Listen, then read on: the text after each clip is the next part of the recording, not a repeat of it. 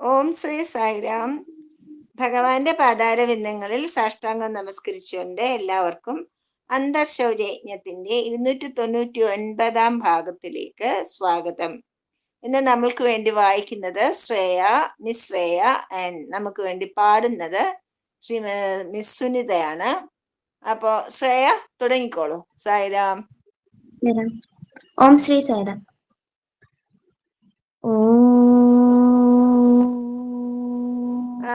Net problem ഇല്ലെങ്കിൽ video on ചെയ്തോളൂ. Okay മാം.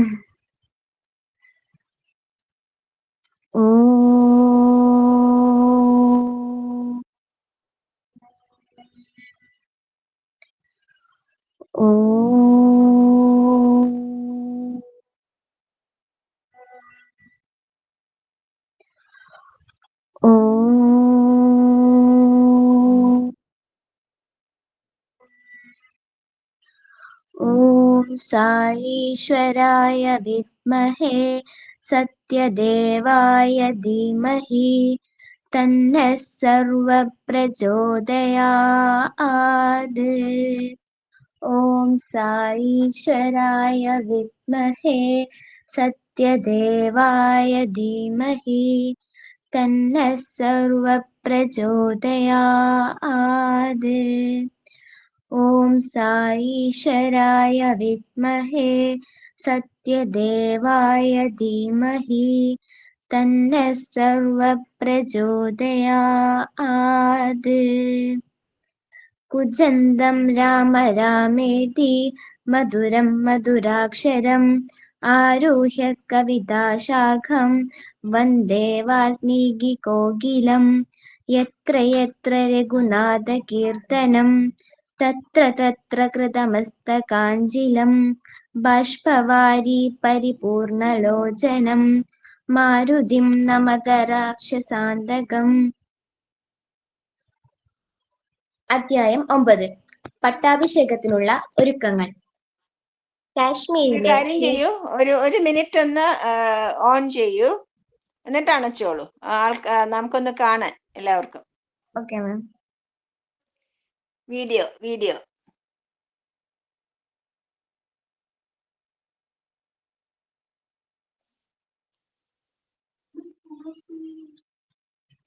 കുറച്ച് നേരെ ഇരിക്കും മോളെ. താഴ്ന്നിരിക്കൂ. ഓക്കെ, വായിച്ചോളൂ. അധ്യായം 9. പട്ടാഭിഷേകത്തിനുള്ള ഒരുക്കങ്ങൾ. കാശ്മീരിലെ കേകയ രാജ്യത്തിലെ രാജാവായ അശ്വപതിയുടെ മകളാണ് കൈകേയി. യുധാജിത്ത് കൈകേയിയുടെ സഹോദരൻ ആയിരുന്നു. അവർ ഇരട്ടകളായിരുന്നു. ഭരതന്റെ മാതുലനായ യുധാജിത്തിന്റെ അപേക്ഷ മാനിച്ച് ഭരത ശത്രുഘ്നന്മാർ ഭാര്യമാരോടൊപ്പം കേകയ രാജ്യത്തേക്ക് പോകുന്നു. ദശരഥൻ ഈ സുപ്രധാന തീരുമാനം എടുക്കുന്നത് ഭാര്യമാരുമായി ആലോചിച്ചതിനു ശേഷമാണ്. ഭാര്യാഭർത്തൃബന്ധത്തിൽ പരസ്പര ബഹുമാനം ഉണ്ടായിരിക്കണമെന്ന സന്ദേശമാണ് ഇതിൽ നൽകുന്നത്. ഭരതന്റെ നിസ്വാർത്ഥ സ്നേഹത്തിലേക്കും സ്വഭാവ ഗുണത്തിലേക്കും ഈ അധ്യായം വെളിച്ചം വീശുന്നുണ്ട്. ദശരഥനെയും ശ്രീരാമനെയും പിരിയുവാൻ ഭരതന് വൈമനസ്യമുണ്ട്. എന്നിരുന്നാലും തന്റെ മാതാമഹന്റെ ആഗ്രഹം സാധിച്ചു കൊടുക്കുന്നതിന് ഗുരുജനങ്ങളെ അനുസരിക്കുകയാണ് ഭരതൻ ചെയ്തത്. ഇവിടെ ഭരതന്റെ അനുസരണ, സദ്ബുദ്ധി, ആദരവ്, തന്റെ ഇന്ദ്രിയങ്ങളെയും ആഗ്രഹങ്ങളെയും നിയന്ത്രിക്കുവാനുള്ള കഴിവ് എന്നീ ഗുണങ്ങൾ പ്രകടമാകുന്നു. കേകയ രാജധാനിയായ ഗിരിവ്രജത്തിൽ മുത്തച്ഛൻ സകലവിധ സൗകര്യങ്ങളും ഒരുക്കി. വാത്സല്യം പ്രകടിച്ചുവെങ്കിലും ഭരതശത്രുഘ്നന്മാർ ഒരുപോലെ ഗൃഹാതുരത്വം അനുഭവിക്കുന്നു. ശ്രീരാമന്റെ സ്വഭാവ വൈശിഷ്ട്യം ഇവിടെ വിഷയമാകുന്നു. ശ്രീരാമൻ എല്ലായ്പ്പോഴും മൃദുവായും മധുരമായും സംസാരിച്ചു. സ്നേഹിക്കയുണ്ണി നീ നിന്നെ ദ്രോഹിക്കുന്ന ജനത്തെയും എന്ന ചൊല്ല് ശ്രീരാമൻ ജീവിച്ചു കാണിച്ചു തന്നു. ആ ചെറുപ്രായത്തിൽ അത് തന്നെ സംതൃപ്തിക്കു വേണ്ടതായ നിയമസംഹിതകളും നീതിന്യായവും വേദാന്ത ചിന്തകളും പണ്ഡിതന്മാരുമായി ചർച്ച ചെയ്തു. പ്രജാസ്നേഹം, സഹാനുഭൂതി, അനുകമ്പ എന്നീ ഗുണങ്ങളാൽ രാമൻ ഓരോരുത്തർക്കും സ്വന്തവും ഉറ്റച്ചങ്ങാതിയും ബന്ധുവുമായി തീർന്നു. പ്രജാക്ഷേമ തൽപരനായ രാമൻ സദാ പ്രസന്നവദനും ശാന്തനുമായിരുന്നു. തനിക്ക് എത്ര അറിവുണ്ടെങ്കിലും സ്വപിതാവിന്റെയും ഗുരുജനങ്ങളുടെയും അഭിപ്രായം ആരായുന്നതിനുള്ള വിനയം അദ്ദേഹം സദാ പ്രകടമാക്കി. പക്ഷേ ശ്രീരാമൻ തന്റെ തീരുമാനങ്ങൾ മുൻകൂട്ടി അറിയിച്ചിരുന്നില്ല. അവ സഫലമാക്കിയതിനു ശേഷം മാത്രമാണ് വെളിപ്പെടുത്തിയിരുന്നത്. എല്ലാ സൗകര്യങ്ങളിലും ജാഗ്രത പാലിക്കുക, സമയത്തിന് കാര്യങ്ങൾ ചെയ്യുക, പ്രശ്നങ്ങളും സങ്കീർണാവസ്ഥകളും ഉണ്ടാകാതെയിരിക്കുക എന്നീ കാര്യങ്ങളിൽ രാമൻ ബദ്ധശ്രദ്ധനായിരുന്നു. ദശരഥ മഹാരാജാവിന്റെ ധർമ്മനിഷ്ഠയും വൈശിഷ്ട്യവും ഇവിടെ പ്രതിപാദ്യ വിഷയമാണ്. ഒരു കപ്പ് വെള്ളം എടുത്തു കുടിക്കാൻ ശ്രമിക്കുമ്പോൾ കൈകൾ വിറയ്ക്കുന്നത് കണ്ടപ്പോൾ തന്നെ തന്റെ വാർദ്ധക്യദശയെക്കുറിച്ച് അദ്ദേഹം ബോധവാനാകുന്നു. ആ നിമിഷം തന്നെ അദ്ദേഹം മനസ്സുകൊണ്ട് രാജഭരണം ഉപേക്ഷിക്കുന്നു. ശ്രീരാമനെ യുവരാജാവായി അഭിഷേകം ചെയ്യണമെന്ന് തീരുമാനിക്കുന്നു. പക്ഷേ രാജാവ് തനിയെ ഒരു തീരുമാനം എടുക്കുന്നില്ല. ആദ്യമായി കുലഗുരുവായ വസിഷ്ഠ മഹർഷിയുടെ അഭിപ്രായം ആരായുന്നു. പിന്നീട് തന്റെ മന്ത്രിമാരുടെയും ജനനേതാക്കളുടെയും പുരോഹിതന്മാരുടെയും ഒരു പ്രത്യേക സമ്മേളനം വിളിച്ചുകൂട്ടി ഈ കാര്യം ചർച്ച ചെയ്യുന്നു. പെട്ടെന്ന് നടത്താൻ ഒരു തീരുമാനമെടുത്താൽ വേണ്ടപ്പെട്ട അനവധി ബന്ധുക്കൾക്ക് പങ്കെടുക്കുവാൻ സാധിക്കുകയില്ലല്ലോ എന്ന വാദം വസിഷ്ഠ മഹർഷി ഉന്നയിച്ചുവെങ്കിലും ജനസമ്മതത്തിന് രാജാവ് വഴങ്ങുന്നു. അടുത്ത ദിവസം നല്ല നക്ഷത്രവും ശുഭമുഹൂർത്തവും ആയതിനാൽ യുവരാജാഭിഷേകം നടത്താൻ തീരുമാനിക്കുന്നു. ധർമ്മിഷ്ഠനും സത്യനിഷ്ഠനുമായ ഒരു രാജഭരണാധികാരി എങ്ങനെ പെരുമാറണം എന്ന സന്ദേശം ദശരഥൻ നൽകുന്നു. പക്ഷേ അതേസമയം ധൃതി പിടിച്ച് എടുക്കുന്ന തീരുമാനങ്ങൾ ശുഭപര്യവസാനിക്കണമെന്ന് എന്നൊരു സന്ദേശം കൂടി ലഭിക്കുന്നുണ്ട്. ഭരതശത്രുഘ്നന്മാർ, ജനക മഹാരാജാവ്, മറ്റു രാജാക്കന്മാർ, സമാന്തന്മാർ തുടങ്ങിയ അനേകം പേർ പങ്കുകൊള്ളാൻ സാധിക്കുകയില്ലല്ലോ. അവരെ ക്ഷണക്കത്തയച്ചു വിളിക്കുവാനുള്ള സമയം ലഭിക്കുന്നില്ലല്ലോ. അവരെ നിരാശപ്പെടുത്തേണ്ടി വരില്ലേ എന്നോർത്ത് ശ്രീരാമനും വ്യസനം തോന്നുന്നു. പിന്നീട് രാമൻ കുലഗുരുവിന്റെ ഉപദേശത്തിന് വഴങ്ങുന്നു. താനും ലക്ഷ്മണനും തമ്മിലുള്ള ഗാഢമായ ബന്ധത്തെക്കുറിച്ച് ശ്രീരാമൻ വെളിപ്പെടുത്തുന്നു. തന്റെ സുഖദുഃഖങ്ങൾ, കീർത്തി, സമ്പത്ത് തുടങ്ങി എല്ലാ കാര്യങ്ങളിലും പകുതി അവകാശം ലക്ഷ്മണന് എന്നും ഉണ്ടായിരിക്കണമെന്ന് രാമൻ പ്രഖ്യാപിക്കുന്നു. അതിനുത്തരമായി തന്റെ മകൻ രാമന്റെ ദാസനാണെന്നുള്ള ഭാവത്തിൽ സ്നേഹവാത്സല്യങ്ങൾ ലഭിച്ചാൽ മതിയെന്ന് പറയുന്ന സുമിത്ര തന്റെ നിസ്വാർത്ഥത വെളിപ്പെടുത്തുന്നു. തന്റെ മകനു തന്നെ എല്ലാം ലഭിക്കണമെന്നുള്ള മനസ്ഥിതിയാണ് ഏതൊരു മാതാവിനും ഉണ്ടാവുക. സുമിത്രയെ വ്യത്യസ്തയും സുശീലയും ആക്കുന്നത് ഈ ത്യാഗ മനസ്ഥിതിയാണ്. രാമായണത്തിലെ ഓരോ കഥാപാത്രവും സ്വയം മാതൃക കാണിച്ചുകൊണ്ട് ജീവിതത്തിൽ ഏത് സ്ഥാനത്ത് ഇരിക്കുകയാണെങ്കിലും നാം എങ്ങനെയാണ് ജീവിക്കേണ്ടതെന്ന് ഉപദേശം നൽകുന്നു. ആവുക, ചെയ്യുക, പറയുക. ബി ഡു എനിസേ എന്ന് സ്വാമി ഉപദേശിച്ചതിന്റെ പ്രായോഗിക പാഠം നമുക്ക് ലഭിക്കുന്നു. ജയ് സറാം. ഇനി മോൾക്ക് എന്തെങ്കിലും ഇത് പറയാനുണ്ടോ ഭഗവാനെ പറ്റിയുള്ള അനുഭവം? മാം, ഞാന് ബാലികാസിൽ ജോയിൻ ആയത് 3.5 വയസ്സ് തൊട്ടാണ്. കുശാൽ നഗറിലെ ശോഭ ആന്റി ആണ് എന്റെ ഗുരു. ഞാന് കാഞ്ഞങ്ങാട് സമിതി പരിധിയിലാണ് വരുന്നത്. ഇപ്പൊ ഞാൻ 12th പഠിക്കുന്നത്. ബാലികാസിൽ 3rd ഗ്രൂപ്പ് പാസ്സായിട്ടുണ്ട്. ബാലികാസിൽ ചേർന്നത് എനിക്കൊരു നല്ല ഇതായിട്ട് തന്നെയാണ് തോന്നുന്നത്. ഇത്രയും കാലം അറിയാത്ത ഒരുപാട് കാര്യങ്ങൾ അറിയാൻ കഴിഞ്ഞിട്ടുണ്ട്. അതൊക്കെ ജീവിതത്തിൽ പ്രായോഗികപ്പെടുത്താനും സാധിച്ചിട്ടുണ്ട്. എന്തുകൊണ്ടും നല്ല തീരുമാനം തന്നെയായിരുന്നു ബാലികാസിൽ ചേരാൻ തോന്നിയത്. മോൾ സ്വാമിയെ കണ്ടിട്ടുണ്ടോ? ഇല്ല, പുട്ടപുറത്തിയിൽ ഇതുവരെ എനിക്ക് പോവാൻ വേണ്ടിട്ട് കഴിഞ്ഞിട്ട. ഇനി പോവാലോ, സമയമുണ്ടല്ലോ, ഇനി ചെറിയ കുട്ടിയല്ലേ. അപ്പൊ ശരി, നമുക്ക് മോളെ സ്വാമിയുടെ വെച്ചോളൂ.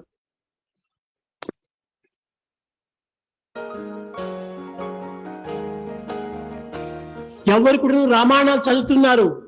People go through Ramayana. పెద్ద పెద్ద తలదిండు మాదిరి ఉండేటువంటి పుస్తకాలంతా తెచ్చి పెట్టుకుంటున్నారు. They got the books of the size of pillow. ఏం ప్రయోజనము? What is the use? కంఠస్థం చేస్తుంటారు, They get it by heart. కానీ సారాన్ని ఇంతైనా కూడా దాన్ని గ్రహించలేరు. They get it by heart, read it repeatedly, but they don't carry any essence. అందరూ ఎంతో రామాయణం గురించి ఆశ్చర్యపడిపోతుంటారు. All people are mystified. Kaushalya చాలా గుణవంతురాలు, ఆమె పట్టపురాణి, ఆమె చాలా సద్గుణవంతురాలు, ఆమె యొక్క ఆజ్ఞను అందరూ శిరసా వహించాలి అని చెప్పుతూ వచ్చారు. People start speaking that Kausalya is the queen and everyone will have to necessarily follow her. She is one of nobility. కడపటి భార్య కైకేయి, And ఆమె ఆజ్ఞకు ఏమాత్రం కూడా అడ్డు లేదు. Kaika was the youngest of all. No one దశరథుడు can కూడా interfere. కూర్చోంటే కూర్చోవాలా, లేయమంటే లేయాలి. If he says sit down, one has to do so. ఈ విధమైనటువంటి యొక్క చేతిలో పెట్టుకుని నాటకం ఆడుతున్నది Kaika. So everything was under the control of Kaika. ఈ విధంగా జరుగుతూ ఉంటే As things are happening, సుమిత్రని ఎవరు మాట్లాడించేవాళ్ళు లేరు. no one was talking to Sumitra. Sumitra యొక్క గుణము, The character of Sumitra, Shatrughna యొక్క గుణము the character of Shatrugna. ఎటువంటిది అలాంటి దీన్ని వర్ణించడానికి ఎవరికి చేత కాదు. And they cannot be narrated in full by anybody. ఒకానొక సమయంలో రాములు అరణ్యానికి వెళ్ళిపోతున్నాడు. At one ఈ time, పట్టాభిషేకం జరగలేదు. the coronation did not take place. Kaika కోరింది 14 సంవత్సరం అరణ్యానికి పంపమని. Kaika wanted that Rama should spend 14 years in exile. ఈయన వెళ్ళిపోతున్నాడు. He was proceeding కౌసల్యకు నమస్కారం చేయడానికని వెళ్ళాడు. and he was about to ఆమె prostrate in గొల్లుని front of ఏడుస్తూ Kausalya. ఉంటుండాది. She was crying. అంతఃపురం అంతా కూడా ఏడుపులే. Everyone in the palace ఎక్కడే was గాని ఏ crying. ఆనందము జరగలేదు. There was no trace of happiness anywhere. తర్వాత లక్ష్మణుడు కూడాను ఎవరికి నేను చెప్పలేదు, లక్ష్మణుడు- కానీ సుమిత్ర దగ్గరికి పోయి నమస్కారం చేయడానికి వెళ్ళాడు. Lakshmana prostrated in front of Sumitra. ఆమె ఒకటి చెప్పింది. She said one thing. నాయన లక్ష్మణ, Look here, my son Lakshmana. నీవు అరణ్యానికి వెళుతున్నానని నీవు బాధపడద్దు. Don't feel sad for going to the అది forest. అరణ్యం కాదు. It is not a forest. రాముడు లక్ష్మణుడు లేనటువంటి ఒక అయోధ్యనే అరణ్యము. In fact, this Ayodhya is a forest without Rama Rama లక్ష్మణుడు Lakshmana. జీవించేటువంటి ఒక అరణ్యమే Ayodhya. The forest where Rama Lakshmana live is Ayodhya. కాబట్టి నీవు అరణ్యంలో ఉండినా గానీ అయోధ్యలో ఉండినట్టుగా భావించు. Therefore, consider that forest as Ayodhya and spend your time. రామునే నీ తండ్రి, సీతనే నీ తల్లి. Rama is your father, Sita is your వారి mother. సేవలకు ఎట్టి అభ్యంతరం కాకుండా నువ్వు చూసుకోమని చెప్పి. Let there not be any obstacle as you serve both of A them. తల్లి అయినా చెప్తుంది అట్లా? Will any mother talk like that? ఏదో వాడు వరాలు ఇచ్చాడు, రాముని అరణ్యానికి పంపవచ్చును, That నీవు పోనక్కర్లేమి, as per the boon granted నీవు to Kaika, పోనక్కర్లేదని నిలబెట్టి వేస్తారు. Rama can go to the forest. You don't have to go. కానీ ఏ తల్లి కూడా ఆ విధంగా చెప్పలేదు. No mother will speak. మాతృమూర్తులు యందు ఉన్నటువంటి యొక్క సుగుణములు సుమిత్ర యందు కనిపిస్తూ వచ్చాయి. The virtues of a chaste woman are very much noticed in Sumitra. Sunitha പതിനെ പാടിക്കോളൂ. ఓం శ్రీ సాయిరామ్.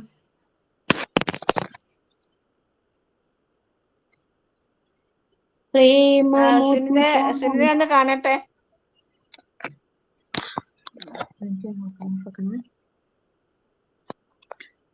సాయిరామ్. പാടിക്കോളൂ.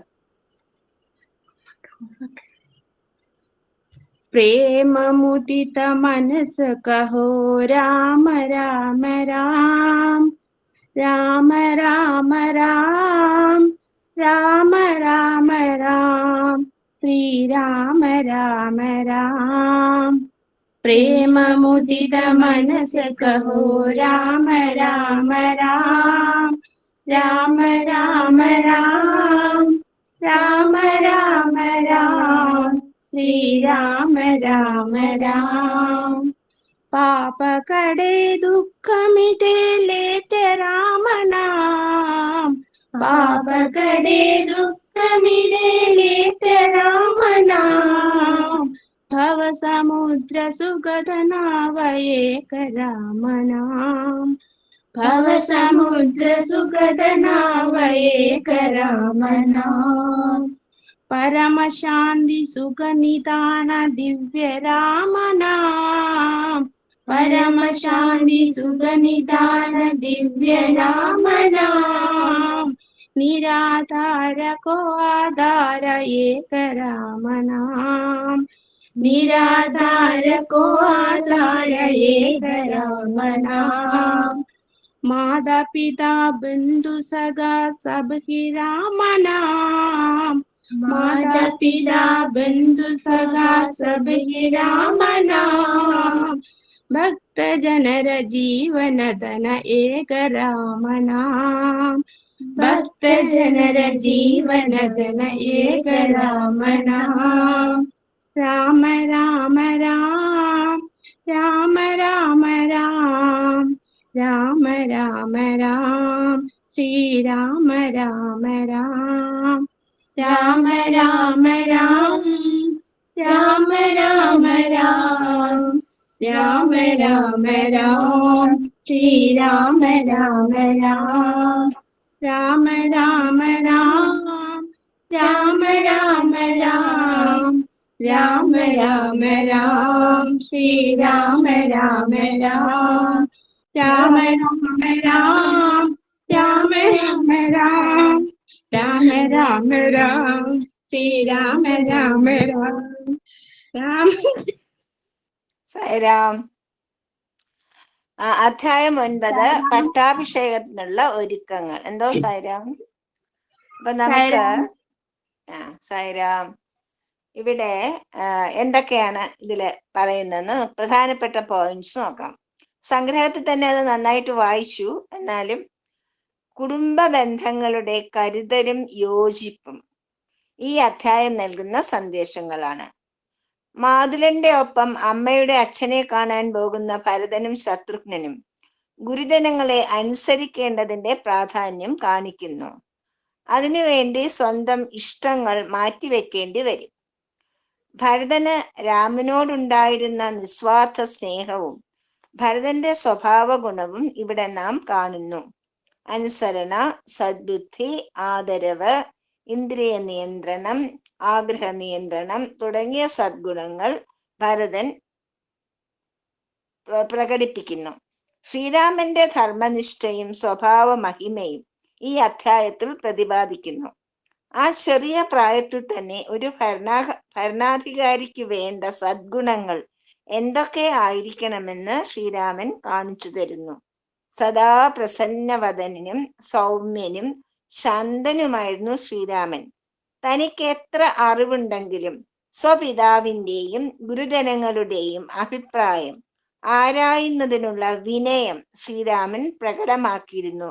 ഇത് നമുക്കുള്ള ഒരു വലിയ സന്ദേശമാണ്. പ്രത്യേകിച്ചും ഇപ്പോഴത്തെ ചെറുപ്പക്കാർക്കുള്ള സന്ദേശമാണ്. കാരണം പ്രായമായവർക്കുള്ള അനുഭവ സമ്പത്ത് അത് നിങ്ങൾക്ക് ഒരു ഗൂഗിൾ നോക്കിയാലും കിട്ടില്ല, ഒരു പുസ്തകങ്ങളിൽ നിന്നും കിട്ടില്ല. അതുകൊണ്ട് തന്നെ അച്ഛനമ്മമാരെയും ഗുരുജനങ്ങളുടെയും അഭിപ്രായങ്ങൾ മാനിക്കുവാൻ ഇപ്പോഴത്തെ യുവജനങ്ങൾ പഠിക്കണം എന്ന ഒരു സന്ദേശമാണ് ഇവിടെ നമുക്ക് ലഭിക്കുന്നത്. ജാഗ്രത, കൃത്യനിഷ്ഠ, സമയനിഷ്ഠ, പ്രശ്നങ്ങളും സങ്കീർണമായ അവസ്ഥകളും ഉണ്ടാകാതെ ഇരിക്കുവാനുള്ള ശ്രദ്ധ. അതായത് prevention is better than cure. ഒരു സംഭവം ഉണ്ടായിക്കഴിഞ്ഞിട്ട് ചികിത്സിക്കുന്നതിനേക്കാളും നല്ലത് ഉണ്ടാകാതെ ഇരിക്കാൻ നോക്കുക എന്നതാണ്. രോഗം ഉണ്ടായിട്ട് ചികിത്സിക്കുന്നതിനേക്കാളും ഭേദം രോഗം ഉണ്ടാകാതെ ശ്രദ്ധിക്കുകയാണ്. അതിന് നമ്മൾ കൃത്യനിഷ്ഠയോടുകൂടിയും അച്ചടക്കത്തോടുകൂടിയും പെരുമാറിയാൽ മതിയാവും. മനസ്സിലായില്ലേ? അങ്ങനെ ഒരു സന്ദേശം കൂടെ ഇവിടെ നമുക്ക് ലഭിക്കുന്നുണ്ട്. പിന്നെ ദശരഥന്റെ ധർമ്മനിഷ്ഠയും ത്യാഗമനോഭാവവും വെളിപ്പെടുന്നു. വാർദ്ധക്യദശയിൽ രാജ്യഭരണം ചെയ്യുന്നത് ഉചിതമല്ല എന്ന് മനസ്സിലായ ദശരഥൻ മനസ്സുകൊണ്ട് അപ്പോൾ തന്നെ രാജ്യഭരണം ഉപേക്ഷിക്കുന്നു. മകനെ രാജാവായി അഭിഷേകം ചെയ്യണമെന്ന് തീരുമാനിക്കുന്നു. പക്ഷേ സ്വന്തമായിട്ടൊരു തീരുമാനം എടുക്കുന്നില്ല. കുലഗുരു, മന്ത്രിമാർ, പൗരപ്രമാണിമാർ, പുരോഹിതന്മാർ തുടങ്ങി എല്ലാവരുമായിട്ടും ജനപ്രതിനിധികൾ ഉൾപ്പെടെ എല്ലാവരുമായിട്ടും ആലോചിച്ച ശേഷമാണ് പിറ്റേ ദിവസം നടത്തേണ്ട ഒരു കാര്യമായിട്ട് പോലും, അത്ര വേഗത്തിൽ നടക്കേണ്ട ഒരു സംഭവമായിട്ട് പോലും തലേന്ന് തന്നെ തീരുമാനിച്ച ഉടൻ തന്നെ എല്ലാവരെയും വിളിച്ച് ചർച്ച ചെയ്യുക എന്നുള്ള ശ്രേഷ്ഠമായ കാര്യമാണ് ദശരഥൻ ചെയ്യുന്നത്. ദശരഥൻ രാജാവാണ്, ചക്രവർത്തിയാണ്.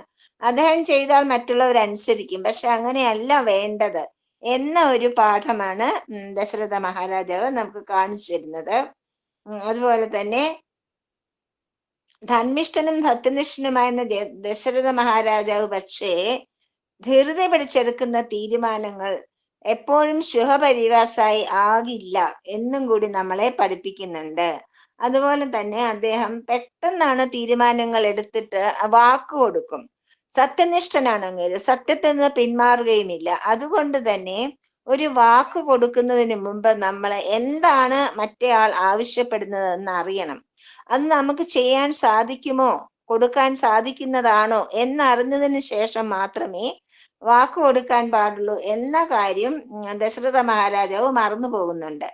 ഭരതശത്രുഘ്നന്മാർ, ജനക മഹാരാജാവ് തുടങ്ങി ഒട്ടനവധി പേർക്ക് ഒരുപാട് ദൂരെ ആയതിനാൽ അടുത്ത ദിവസം നടക്കുന്ന യുവരാജാഭിഷേകത്തിന് അവർക്ക് പങ്കുകൊള്ളുവാൻ സാധിക്കില്ലല്ലോ എന്ന വിഷമം ശ്രീരാമനും ഉണ്ടായിരുന്നു. പക്ഷേ നല്ല മുഹൂർത്തവും നക്ഷത്രവും ഒത്തു വന്നതുകൊണ്ട് ഇനി അങ്ങനെ ഒരു സമയം പെട്ടെന്നുണ്ടാവില്ല. മാത്രമല്ല ദശരഥ മഹാരാജാവിന് തന്റെ വാർദ്ധക്യ അവസ്ഥയെ പറ്റി, വാർദ്ധക്യ ആയി കഴിഞ്ഞാൽ പിന്നെ എപ്പോഴും സംഭവിക്കാമല്ലോ, മരണമൊക്കെ.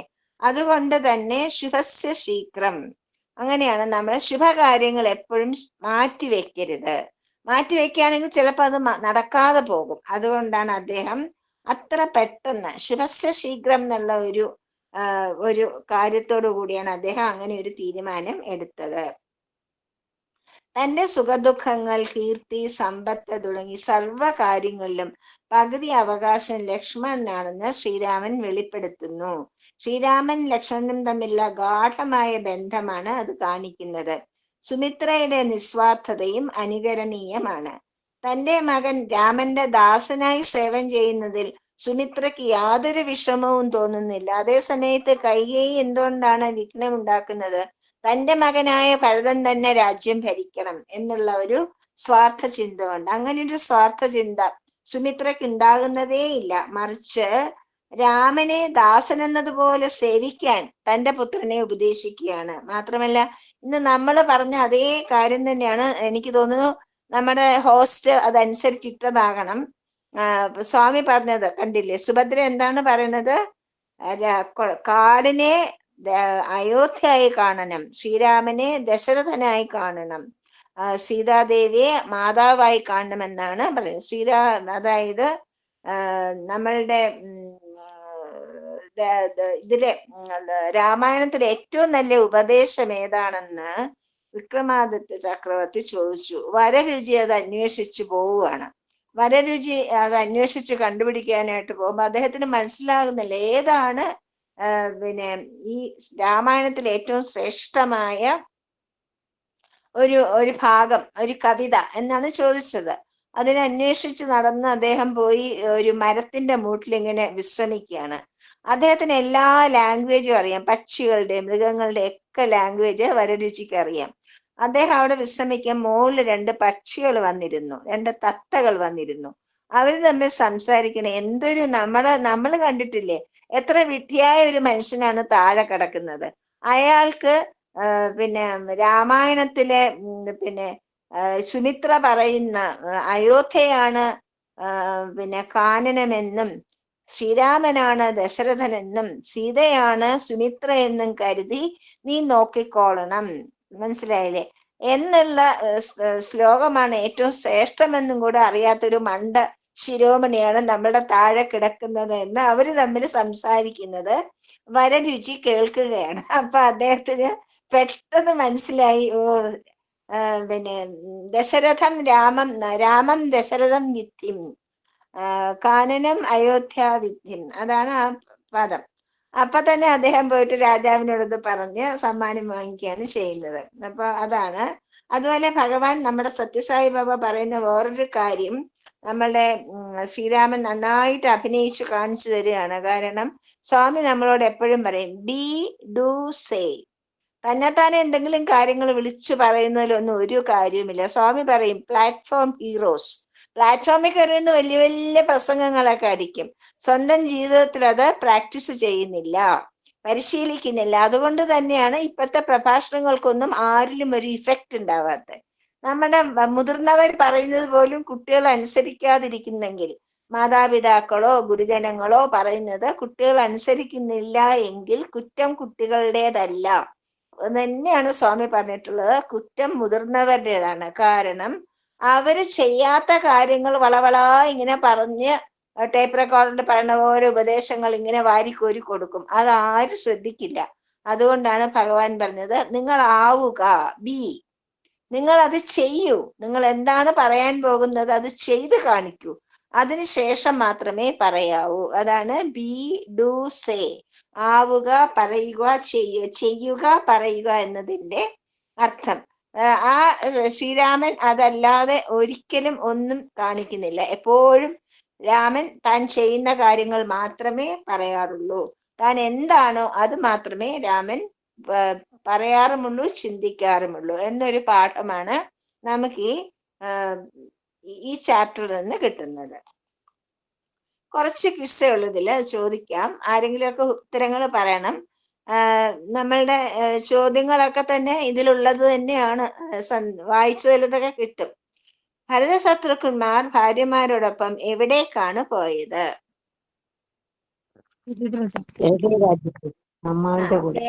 കേക രാജ്യത്തിലേക്ക്. അമ്മാവിന്റെ പേരെന്താണ്? അതെ. കേക രാജധാനി, അതായത് കോസലത്തിന്റെ രാജധാനിയാണ് അയോധ്യ. നമ്മുടെ രാജധാനിയാണ് ഡൽഹി. അതുപോലെ കേക രാജ്യത്തിന്റെ രാജധാനി എന്തായിരുന്നു? അതായത് ക്യാപിറ്റൽ ഗിരിബ്രജം. രാമന്റെ രാജ്യാഭിഷേകം പെട്ടെന്ന് തീരുമാനിച്ചതിന്റെ കാരണം എന്താണ്? ദശരഥന് അസ്വസ്ഥതയും വാർദ്ധക്യവും ബാധിച്ചത്. വാർദ്ധക്യ സഹജമായ അസ്വസ്ഥതകൾ ഉണ്ടായതുകൊണ്ട്. അതെ, ഒന്ന്. രണ്ട്, നല്ല നക്ഷത്രം, പുഷ്യം നല്ല നക്ഷത്രമാണ്. നല്ല മുഹൂർത്തം. Very good. പിന്നെ മൂന്ന്, ശ്രീരാമന്റെ ബഹുജന പ്രീതി. ശ്രീരാമൻ പ്രജകൾക്ക് പ്രാണനായിരുന്നു. അതുകൊണ്ട് മനസ്സിലായില്ലേ? രാമന്റെ രാജ്യാഭിഷേകം നടത്തണമെന്ന ആഗ്രഹം ദശരഥൻ ആരെയാണ് ആദ്യം അറിയിച്ചത്?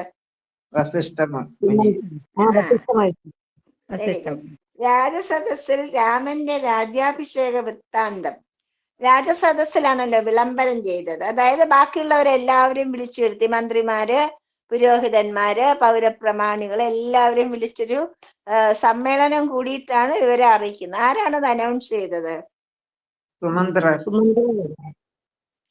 പ്രധാനമന്ത്രിയായ സുമന്ത്രൻ.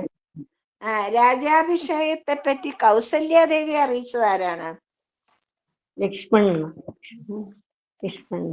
കൈകേയിയെ മന്ദര എങ്ങനെയാണ് അറിഞ്ഞത്? വാസ്തവത്തിൽ ദശരഥ മഹാരാജാവ് വരുന്നതിന് മുമ്പേ മന്ദര പോയി പറയുകയാണ്. ദശരഥ മഹാരാജാവ് കൈകേയിയോട് ആദ്യം പറയാൻ വരുന്നത് കൈകേയിയോടാണ്.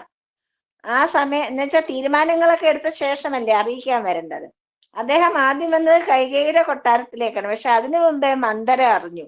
എങ്ങനെയാണ് മന്ദര അറിഞ്ഞത്?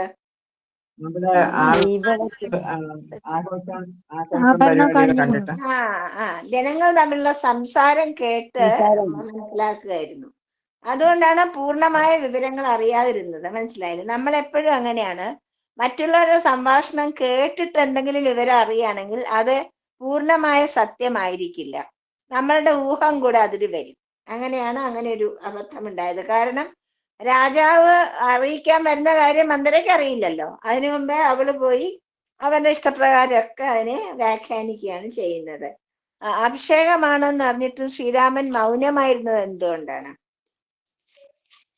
ശ്രീരാമൻ അറിയായിരുന്നു ഇത് നടക്കില്ല.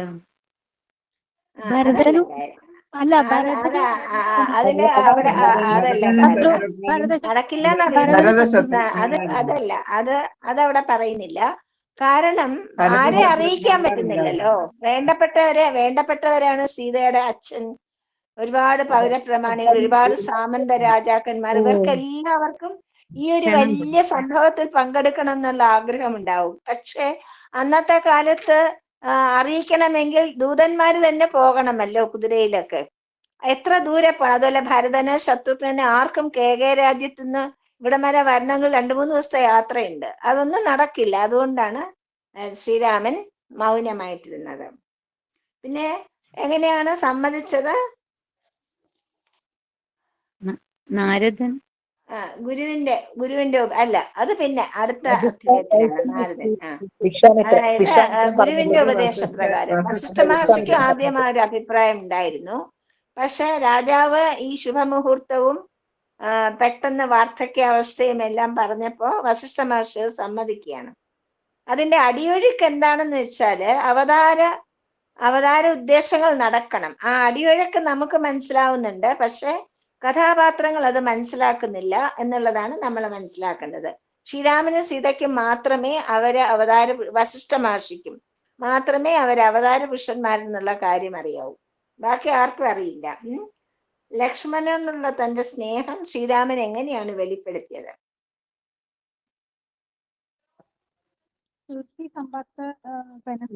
എന്താ മിണ്ടാട്ടമില്ല? തന്റെ സ്വത്തിന്റെ പകുതി ഭാഗം തന്റെ സുഖദുഃഖങ്ങളെല്ലാം, തന്റെ കീർത്തിയും തന്റെ സുഖദുഃഖങ്ങളും തന്റെ സർവസ്വവും പകുതി അധികാരം ലക്ഷ്മണനാണുള്ളത്. തന്റെ പകുതിയാണ് ലക്ഷ്മണൻ എന്നാണ് ശ്രീരാമേന്ദ്രൻ പറയുന്നത്. സുമിത്രയുടെ സ്വഭാവത്തിലുള്ള വ്യത്യാസം എന്താണ്? ഇപ്പൊ സ്വാമി പറഞ്ഞു, ഇപ്പൊ സ്വാമിയുടെ പ്രഭാഷണത്തിൽ സ്വാമി പറഞ്ഞു, സുമിത്രയെ പറ്റി തന്നെയാണ് സ്വാമി പറഞ്ഞത്. നിസ്വാർത്ഥത. അതായത് സാധാരണ ഒരു അമ്മയ്ക്ക് തന്റെ മകൻ ഒരാളുടെ ദാസനാവുകയോ അല്ലെങ്കിൽ താഴ്ന്നു നിൽക്കുകയോ ചെയ്യുക എന്നുള്ളത് സഹിക്കാൻ പറ്റുന്ന കാര്യമല്ല സാധാരണ അമ്മമാർക്ക്. അതുകൊണ്ടാണ് സുമിത്ര അസാധാരണയായ അമ്മയാകുന്നത്. കാരണം പറയുന്നത് തന്റെ മകൻ ദാസനായിക്കോട്ടെ, സേവനം ചെയ്തോട്ടെ, അതിലാണ് സന്തോഷം എനിക്കെന്നാണ്. മനസ്സിലായില്ലേ? അതുപോലെ തന്നെ പറഞ്ഞല്ലോ, ഞാനിപ്പൊ പറഞ്ഞ മാതിരി സുമിത്ര പറയുന്നത് അച്ഛനായിട്ടും രാജ്യമായിട്ടും സീതയെ അമ്മയായിട്ടും കാണണം എന്നാണ്. അതായത് അത്രയധികം റെസ്പെക്റ്റും എല്ലാത്തിനും, കാട്ടിനും രാമനും സീതയ്ക്കും നൽകണം എന്നുള്ള ഉപദേശമാണ് ഒരമ്മ കാട്ടിലേക്ക് പോകാൻ തുടങ്ങുന്ന മകന് നൽകുന്നത്. അതാണ് ഈ അധ്യായത്തിൽ നിന്ന് നമുക്ക് നൽകുന്ന പാഠങ്ങൾ. അത് പറഞ്ഞുകൊണ്ട് നമുക്ക് നിർത്താം. സൈറാം. എല്ലാവർക്കും താങ്ക് യു സോ മച്ച്. മോളെ നിങ്ങള് സമസ്ത ലോക പറഞ്ഞോളൂ.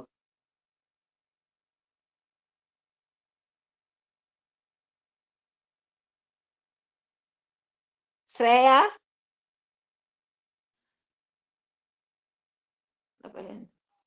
ഞാൻ വിളിക്കുന്നേ. ഹലോ സായിരാമ. സമസ്ത ലോക സുഖിനോ ഭവന്തു.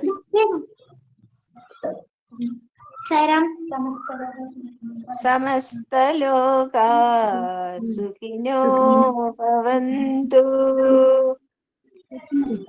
സമസ്ത ലോക സുഖിനോ ഭവന്തു.